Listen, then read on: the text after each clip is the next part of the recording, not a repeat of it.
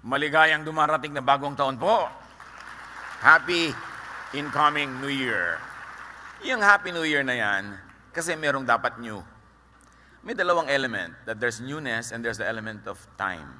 Kaya sabi, year. So, panahon ang pinag-uusapan, and New Year, merong dapat nagiging bago. Timing is as important as the deed itself, sometimes even more significant. Galatians 4:4, but when the time set had fully come, God sent His Son. Even the sending of the Son had to be timed correctly, properly, perfectly. Para sumaya, ang dapat natin ma-observe, isa sa mga madalas ma-neglect, tamang panahon. Dapat tama ang timing. Hindi lang tama ang ginagawa, tama ang timing. Tama ang pag-iisip. At tayo'y sumasakay, hindi sumasalungat sa pagdaloy ng panahon. Panginoon, salamat. Salamat po dahil merong time na maaari naming maunawa paglipas at pagdaloy ng panahon na mayroong kanyang sariling energy, sariling kapangyarihan na dapat ay matutunan naming sakyan at hindi salungatin. Be our speaker, our teacher. Prepare our hearts for what we like to be a happy or happier new year. New chapter, new time, new mindset. Speak to us, Father. Be our speaker. Lead us unto greater godliness. In the name of Jesus we pray with thanksgiving. Magandang balik-balikan ang itinuro ng pinakamarunong na taong naglakad sa balat ng lupa tungkol sa oras at timing. Ecclesiastes 3:1-13. There is a right time for everything, and everything on earth will happen at the right time. There's a time to be born and to die, to plant and to pull up plants, to kill and to heal, to destroy and to build, to cry and to laugh, to be sad and to dance with joy. There is time to throw weapons down and to pick them up, to hug someone and to stop holding so tightly, to look for something and to consider it lost, to give things and to throw things away, to tear cloth and to sew it, to be silent and to speak, to love and to hate, for war and peace. Nakita natin yung mga ideya na sinasabi ng Solomon are extremes. Magkakabaligtad. Sobrang magkakaiba. Pero kahit extremes, basta tama ang timing, ay tama. May panahong pinisilang, may panahong namamatay, may panahon talaga yan. Pag pinasalungat-salungat natin yan, ayaw nating isilang yung dapat isilang at ayaw nating mamatay yung dapat nang mamatay, lulungkot tayo. Gugulo ang ating pag-iisip, maliligalig tayo. May mga extremes na sa biglang tingin masama, pero pag tama ang timing, hindi siya masama. But unless, of course, clearly auspicious, try to avoid extremes. Do extremes only when they are very, very clearly the righteous thing and the righteous direction to take. Ecclesiastes 7:18, whoever fears God will avoid all extremes. Really? Timing is it. And timing it is. At kung isa-isahin natin yung sinabi ng maraming extremes na yan, ano ang mapapala ng tao sa kanyang pinagpaguran? Sabi sa Ecclesiastes 3. Alam ko na ang itinakda ng Diyos sa tao. Alam ko na ang itinakda ng Diyos sa tao, iniangkop niya ang lahat ng bagay sa tamang kapanahunan. So lahat ng gusto mangyari para sa atin ng Panginoon, may kakambal na tamang oras. Godliness, therefore, is timeliness. I remember a vivid lesson in high school grammar, yung on time at in time. Pag sinabing she came on time, kung anong pinag-usapan na dapat oras, yun ang dating niya. Pero pag sinabi mo she came in time for the refreshments, ibig sabihin, tamang-tama para sa isang bagay, kahit hindi yun ang pinag-usapan. So, yung perfect natin yung timing, kailan on time at kailan tayo in time. Mag-isip, manuri, makiramdam, kung tama sa panahon. Meron kang gustong sabihin sa asawa mo, tama ba sa panahon? Yes, tama ang gusto mo sabihin, pero tama ba sa panahon? Meron kang gustong simulang negosyo, meron kang gustong tapusin na isang project, meron kang gustong simulan na relasyon, tama ba sa panahon? Paano nalalaman kung tama sa panahon? Dahil Diyos pala ang nagbibigay ng tamang panahon. Therefore, dapat natin nalalaman kung tama.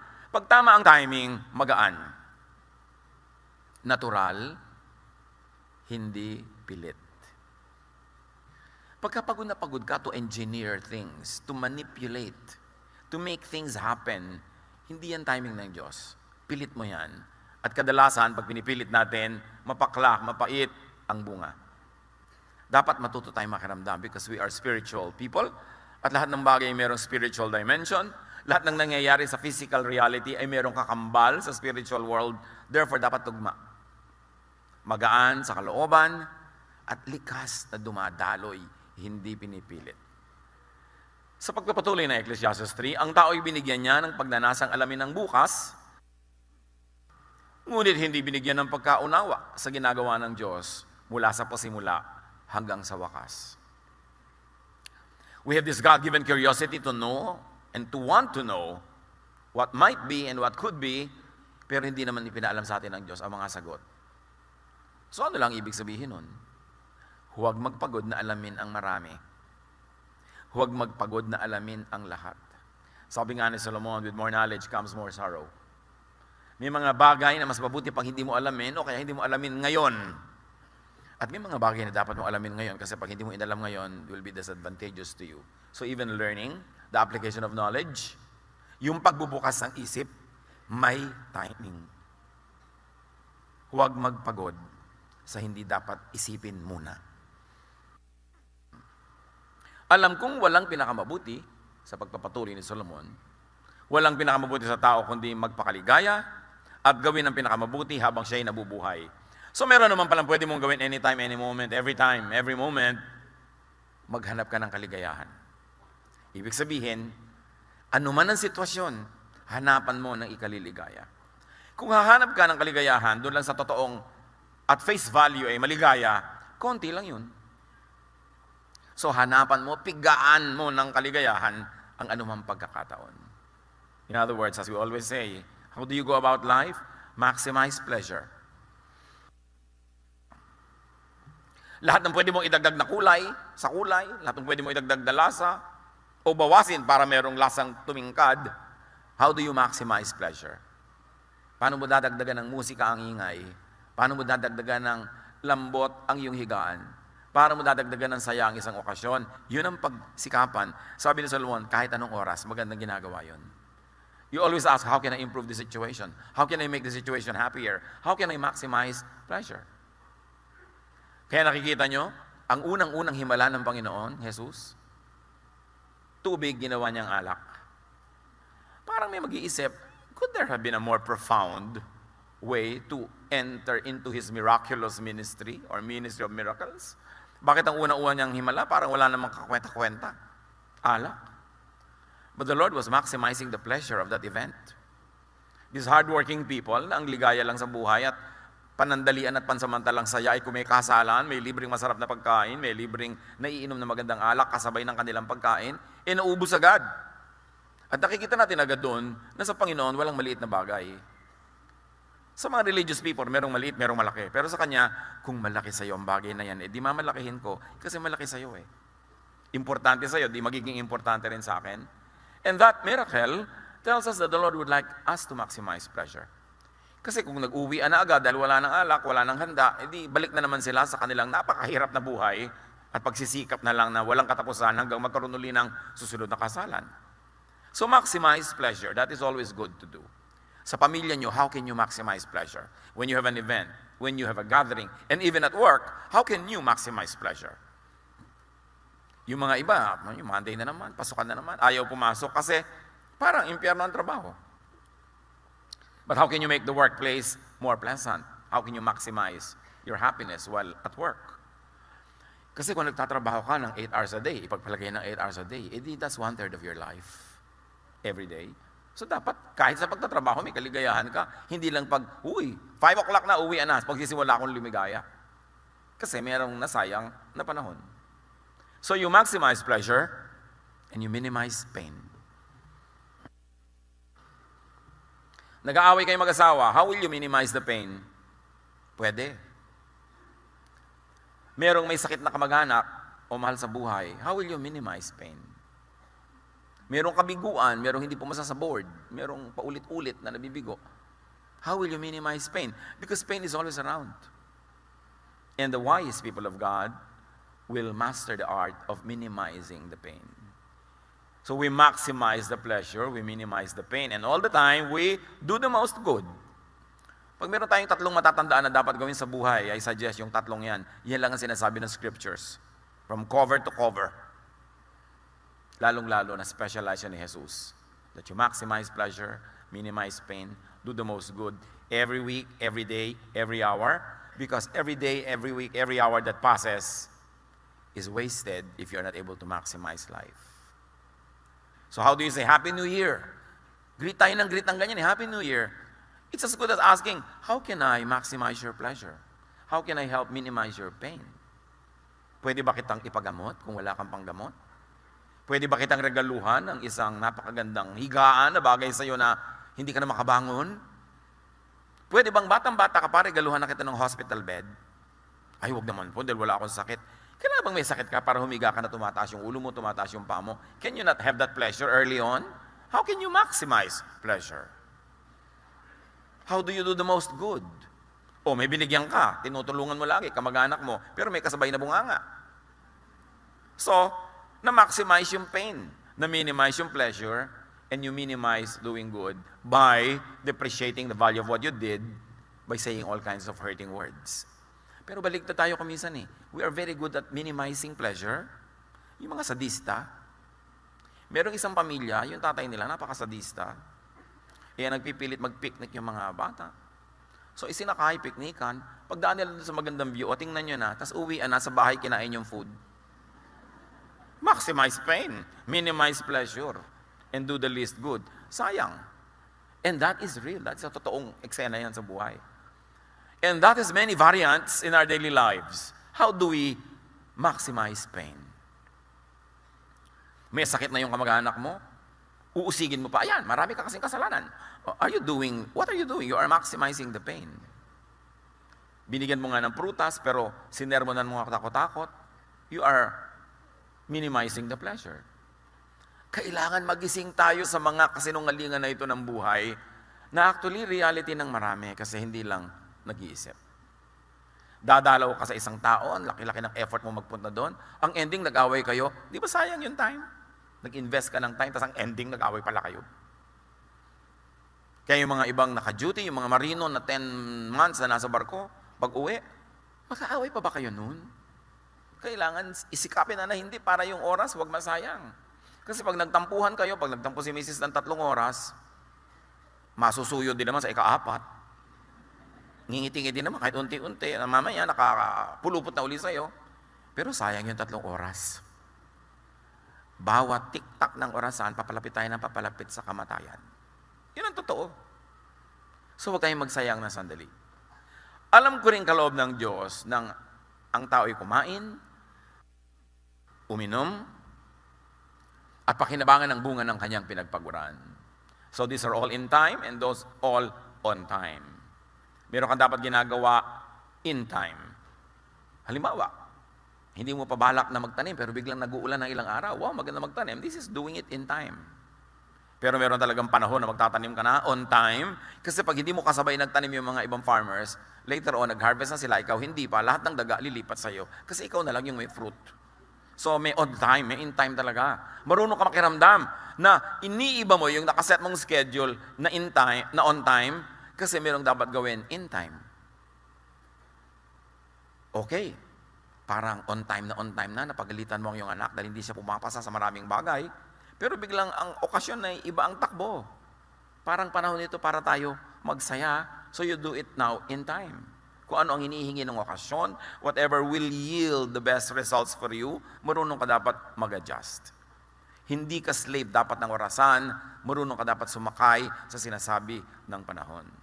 Ecclesiastes 3:14-15. Alam kong namamalagi ang lahat ng ginawa ng Diyos. Wala nang kailangan idagdag at wala ring dapat bawasin. Gayon ang ginawa ng Diyos upang ang tao ay magkaroon ng takot sa Kanya. So kahit ano palang pagsisikap natin, wala naman tayong maidadagdag at maibabawas. That is in the general scheme of things. But we can of course influence the specifics that are very close to our daily existence. So flow na lang. Do not over-manipulate time and life. Merong normal na takbo yan. Makidaloy sa agos. Kung time na malungkot ang mood, at dapat talagang maging malungkot, may gain din yan. Meron din yan na benefit.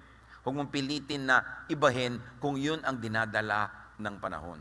Lahat ng nangyayari ngayon ay nangyari na noong una, gayon din ang magaganap pa. Paulit-ulit lamang ang mga pangyayari.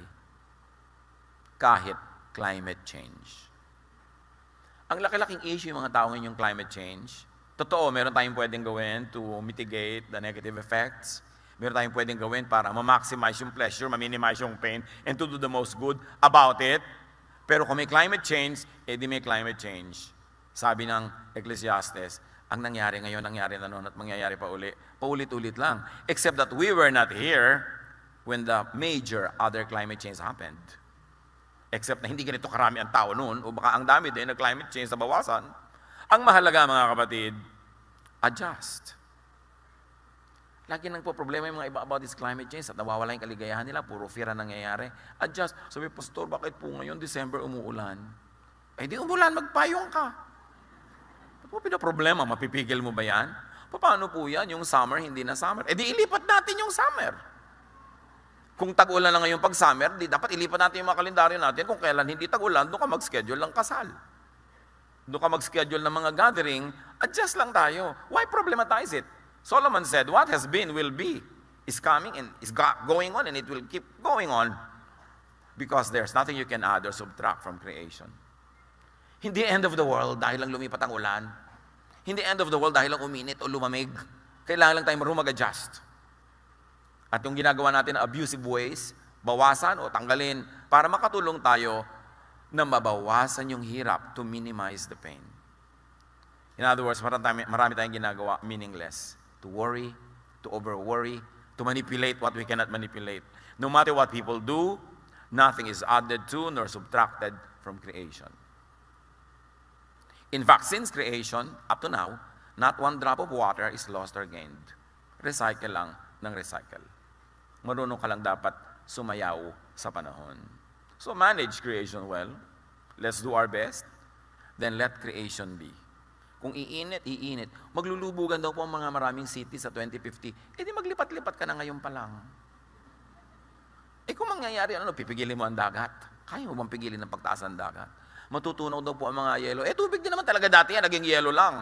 So siguradong nung naging yelo yan, napakaraming lupang dating lubog na lumitaw. Ngayon matutunaw, eh di lulubog uli. Hindi lang nga nangyayari in one lifetime, kaya parang bagong-bago sa atin yan. Pero it has been happening. A lot of studies.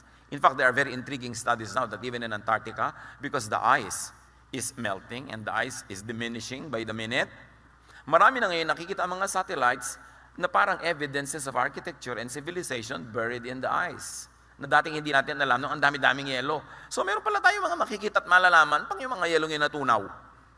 Mag-adjust lang tayo. Tulad ng mga National Museum natin, National Library, National Archives, dapat dalhin niya sa Marikina o sa Antipolo para pag lumubog ang mga coastal cities, safe ang ating national patrimony. That is the thing we can do. Hindi yung mag-worry na mag-worry. Marami pa namang highland, marami pang matataas na lugar. Agahan na ang pag-a-adjust kung kailangan. Ang dami-dami nagwo-worry, mayroon po palang fault line dito. Dati na yan. Paano po yan yung bahay namin nasa fault line? Anong dapat mong gawin? Eh di lumipat ka, ang hirap naman po. Eh di lumubog ka pagka kinain ka ng lupa. Ayaw mo palang mahirapan. Kailangan mag-adjust ka lang. There are things you cannot change. Katulad ng asawa nyo, mababagod nyo pa ba yan? Baka mas madaling ilipat ang fault line. Kesa sa baguhin mo pa. Tanggapin mo na lang, maximize your pleasure. Kesa mina-maximize mo ang iyong worry, naiinis ka, huwag ka na lang mainis. Kailangan gumawa ka ng paraan para kayo sumaya. Tulad ng, alam nyo po, overtime, palakas ang hilik niya. Alam nyo ba, maraming asawa nagdurusa dahil sa hilik. Ayaw lang aminin.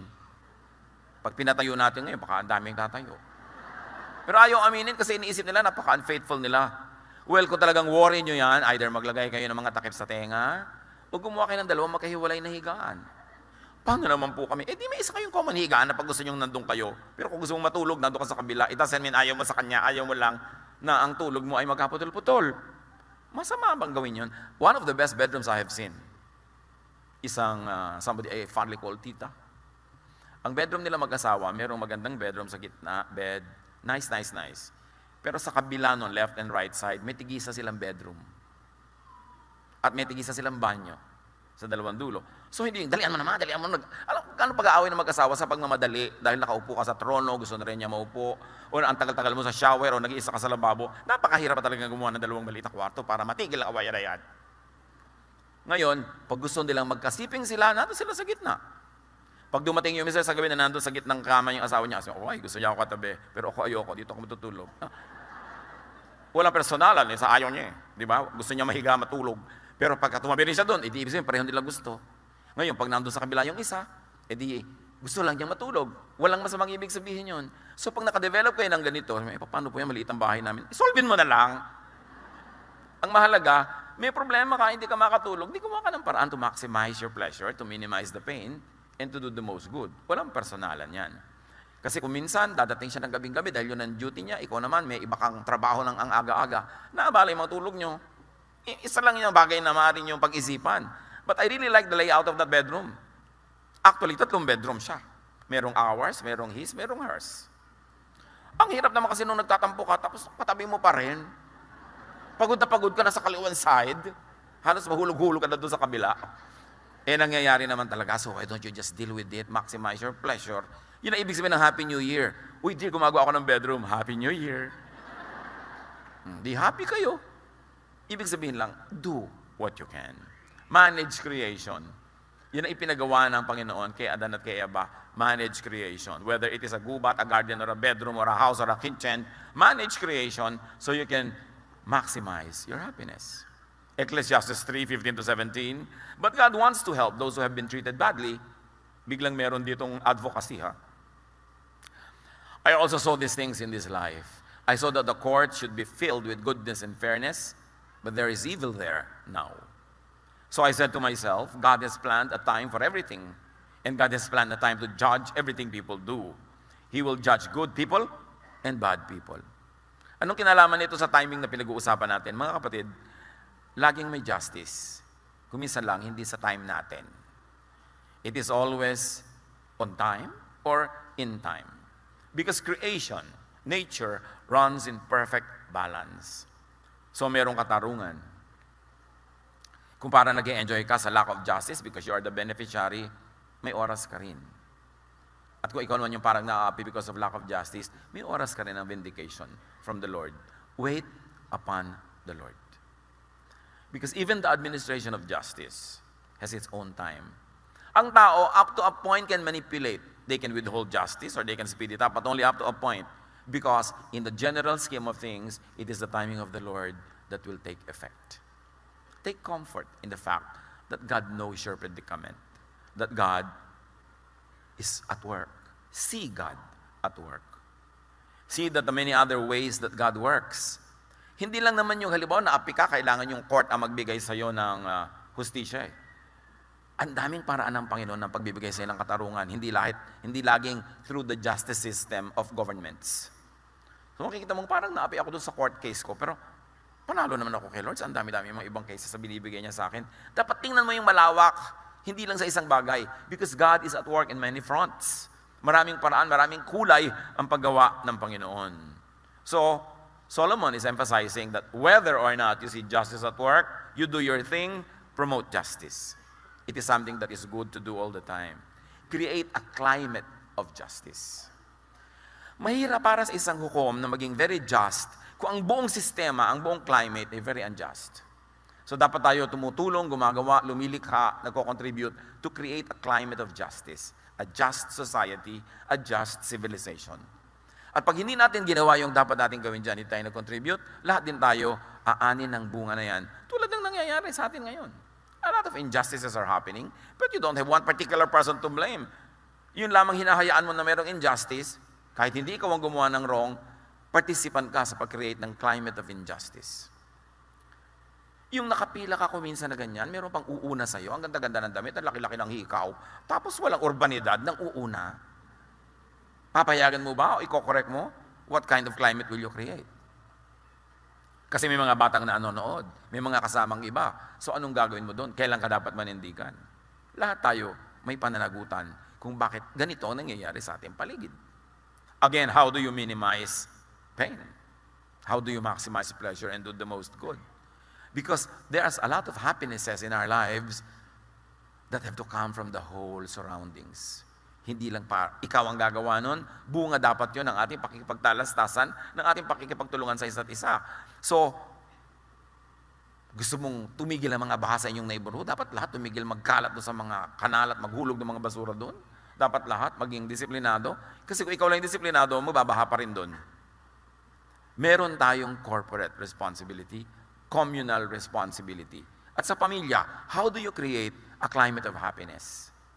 Sa pamilya pa lang, how do you create a climate of justice? Do you reward the good and punish the bad? How can we be happy pagka hindi ganun ang ating paraan? So, liban nilang magbago tayo ng pananaw, liban nilang improve natin ang ating paraan ng pag-iisip, empty phrase lang yung Happy New Year. Empty greeting. Because for us to be happy, there should be something new. New time, which means a new opportunity, but also means a new kind of mentality. I have experienced a therapist na nag-aayos siya ng mga bone disalignment na hindi ka lang nakahiga pagka tinitreat ka niya. Tumatayo ka, lakad ka ng lakad, tapos tinitingnan niya yung galaw mo at may mga time na bigla niya itutulak yung hips mo. Sa gitna ng paglalakad mo, may timing ang kanyang treatment ng bone. Yung nakalawit yung tuhod mo, kukuya-kuya-kuy ka na gano'n, tapos binabantayan niya, may timing na bigla niya ito-twist. So hindi lang basta-basta ginagawa niya yon, may tamang time. Kasi may mga time na nakabuka yung joints mo, may nakasara, so pag may ikinokore ka nang nakasara yon, edi magkakabali-bali lang yung buto mo. At marami tayong ginagawang gano'n sa buhay mga kapatid. Tama yung ginagawa pero wrong timing. So makiramdam. Wala kasing formula para malaman kung kailan yung right time. Ecclesiastes 3:22. Kaya naisip kong walang pinakamabuti, kundi pakinabangan ng kanyang pinagpaguran. Ito ang ating bahagi. Mainam yan ulit-ulitin kasi mayroong malalim na kahulugan. Earn your pleasure. Plant to harvest.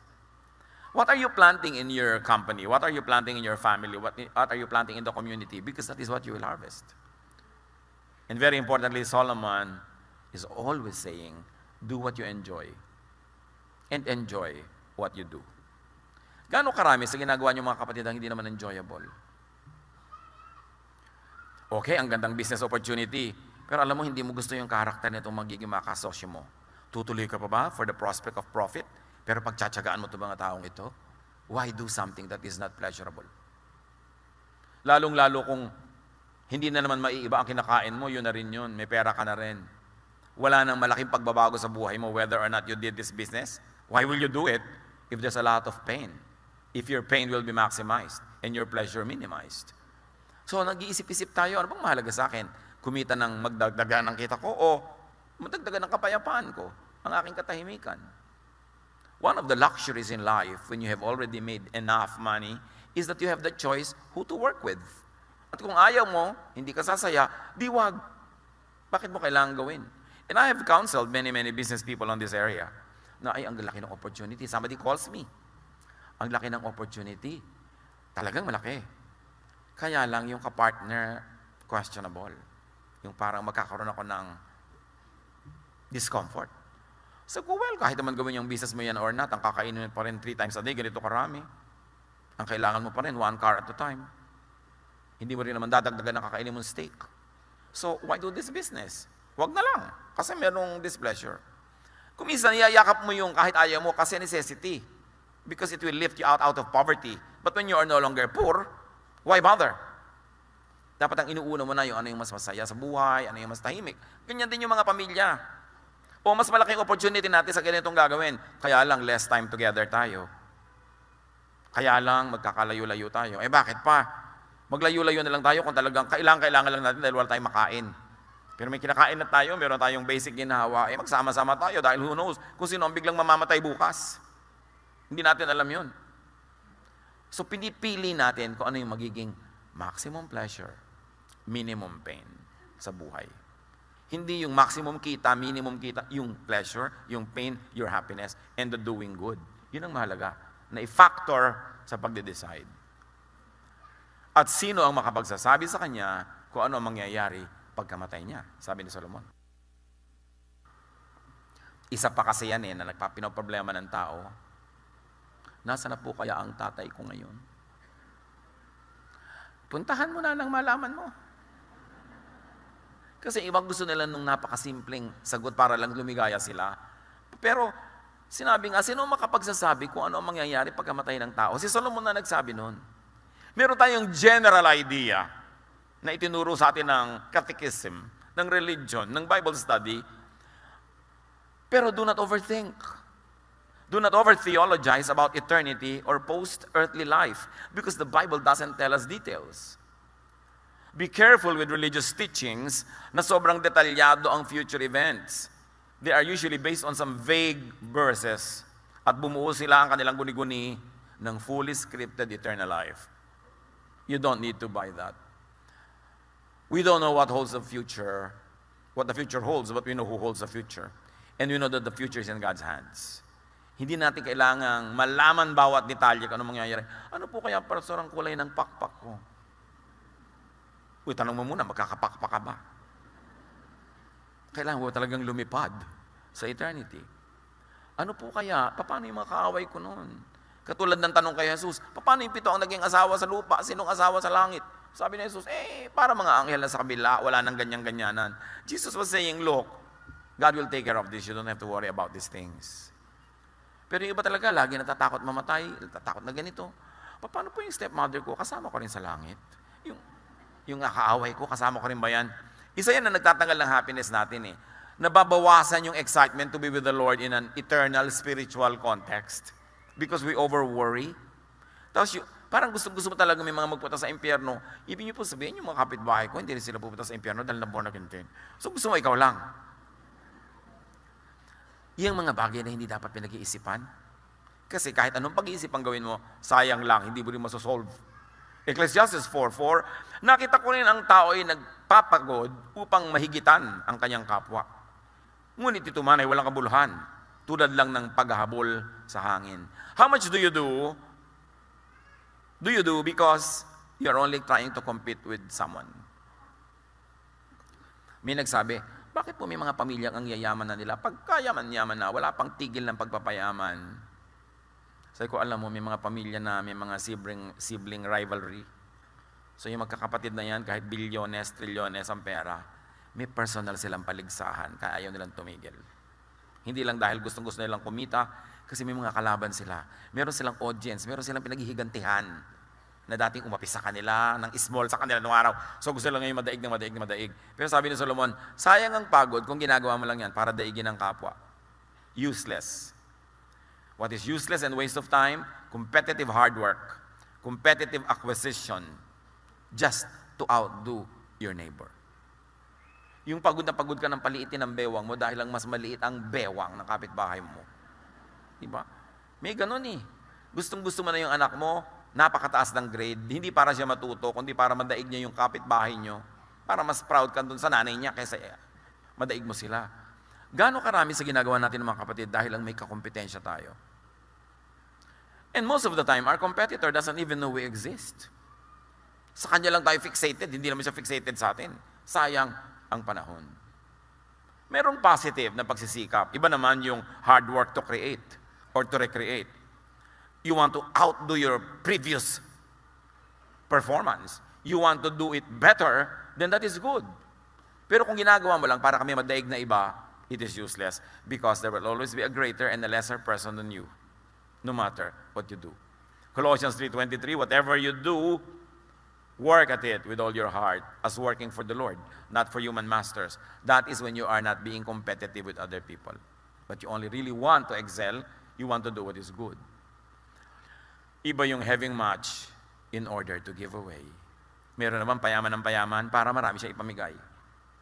Merong, bakit pagod ka pa ng pagod? Meron ka na, mga kapatid ko kasi, mahihirap kailangan tulungan ko. Well, that is a good thing to do. Hindi to compete, but to be able to be a good and a better giver. Ephesians 4:28, ang magnanakaw ay huwag nang magnakaw. Sa halip, maghanap siya ng marangal na ikabubuhay para makatulong sa mga nangangailangan. Yun, worthwhile yun.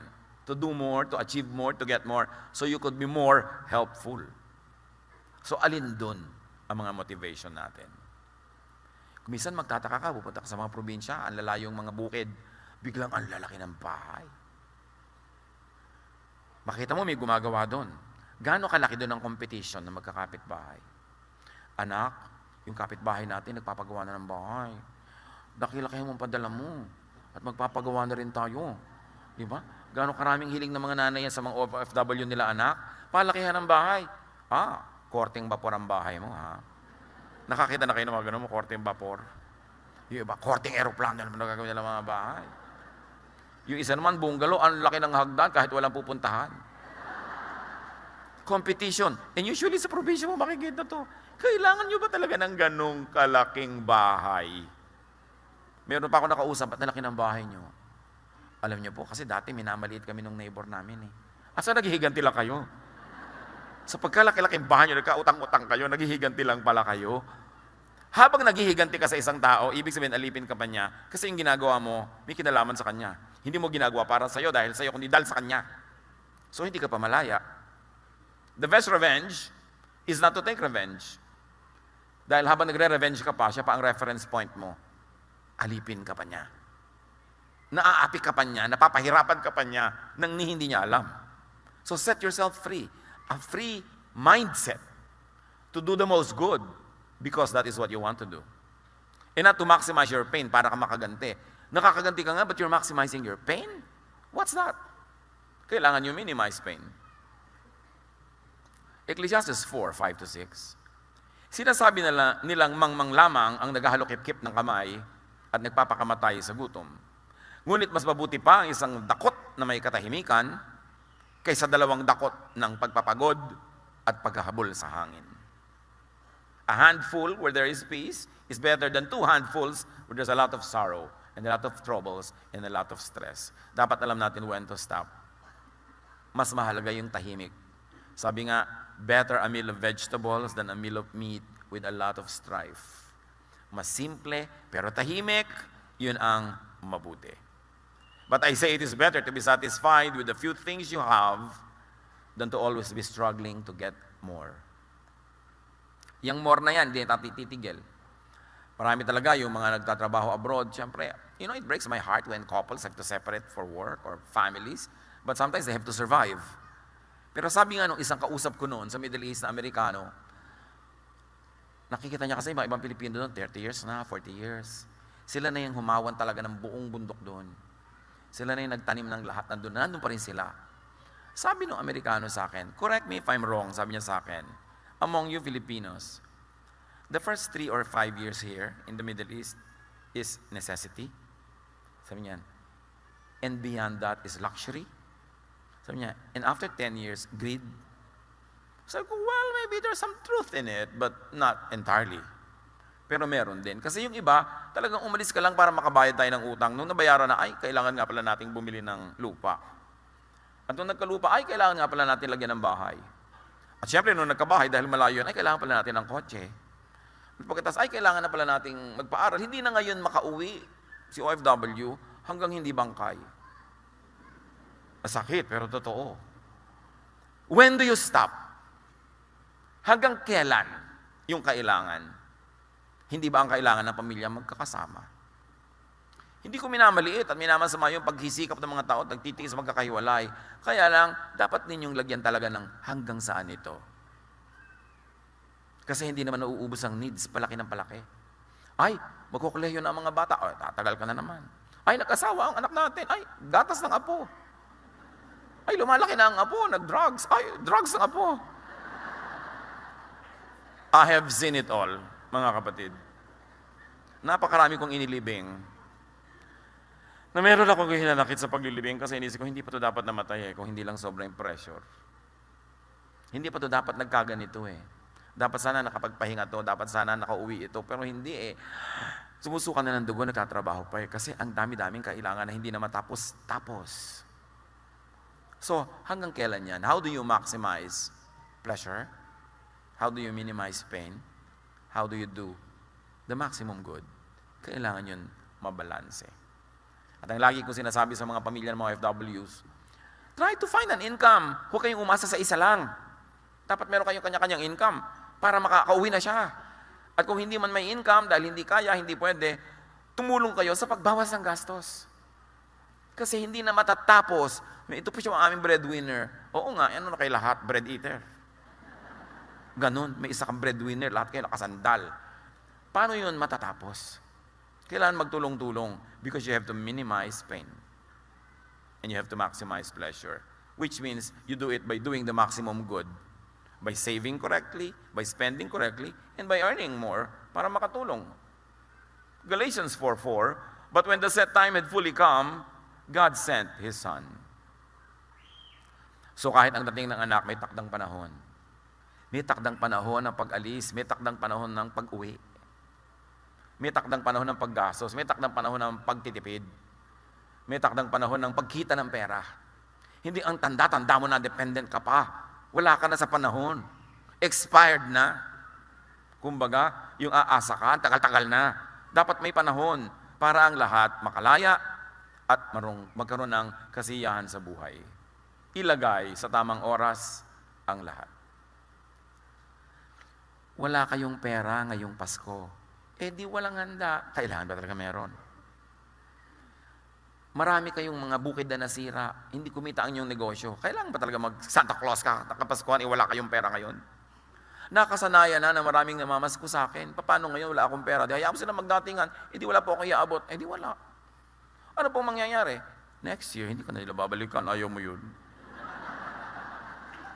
Pero pag laging may nababalikan, lagi kang pupuntahan. Kumbaga, kung talo ka na sa gera, ibaba mo ang bandila. Kung wala kang pera, ibaba mo yung bandila. Don't stand taller than what you really are. Ayan ang mahirap kasi pag mabuti ka at generous sa taon na ito. Next year, duty mo na ulitin. No. Ay, wala tayo ngayon. Konti lang. Huwag kayong nahihiya. Don't maintain an image that is not true. Para masaya ka. Kailangan nyo, sa totoo ka lang. Yung Pasko na yan, yung pamamasko, napakahirap na tradisyon sa mga ninong at ninang. So yung mga namamasko, intayin nyo sabihin siya, punta kayo sa Pasko sa bahay. Pag hindi kayo niyaya, huwag kayong pumunta. Tapos may dala-dala ka pa, 15 bata. Tapos bawat bata, pipila sa'yo pagkatapos meron ka pala komisyon. Can you imagine ang pressure ng mga lola, mga lolo na hindi naman alam siyempre ng mga bata na yung mga lola wala nang income yan eh. Datingan lang manuhan. Saan magdidilihan siya yung lola para may ipamasko? Stress. Mabuti kung mayaman, kung hindi. Meron din mga kaugalian tayo na time na para ibahin. Iba kasi ang panahon. Kailangan nag-a-adjust tayo sa panahon. Ilagay sa tamang oras ang lahat.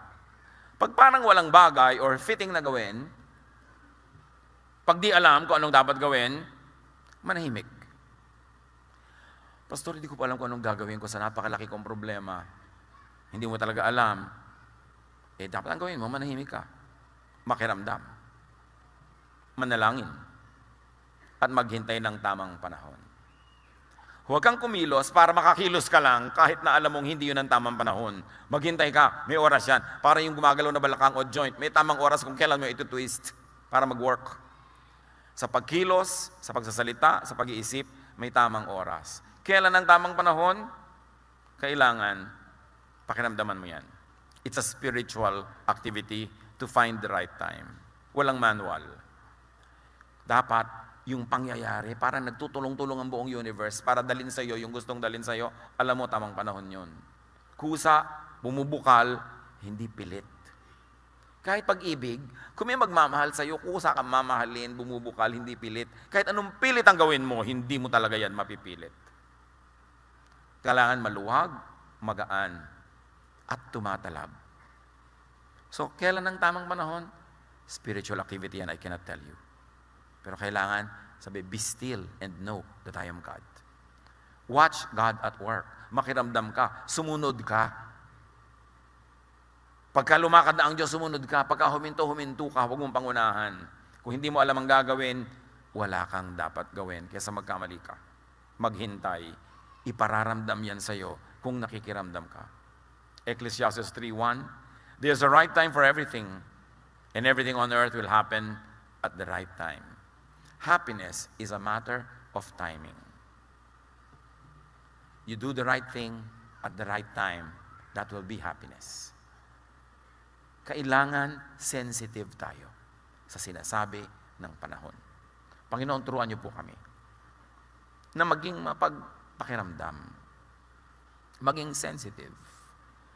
Turuan niyo kaming dami-damihan, haba-habaan ng aming quiet time, quiet moment with you, para madinig namin ang inyong tinig, ang inyong udyok, ang inyong direksyon. Turuan niyo rin po kaming suriin ang aming ginagawa sa maiksing buhay na pahiram mo sa amin, that we should be maximizing pleasure, but is that what we're doing?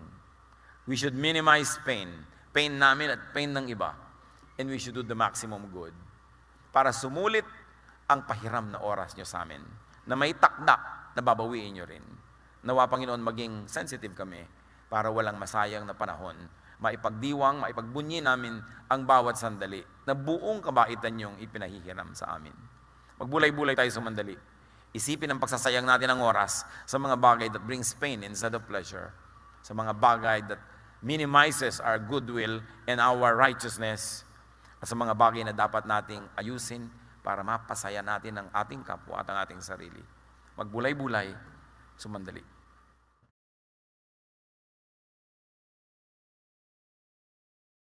Love to you, mga pamangkin. Dito tayo mag-aral ng salita ng Diyos. Dito tayo mag-aral ng mga praktikal na bagay, magdalanginan para sa isa't isa, makinig ng mga mensahe, at dito tayo magsasama-sama spiritually sa ating official Ed Lapis YouTube channel na ang address ay Sabi ni Kuya Ed. Remember, dito tayo ha, Sabi ni Kuya Ed, ang ating official YouTube channel.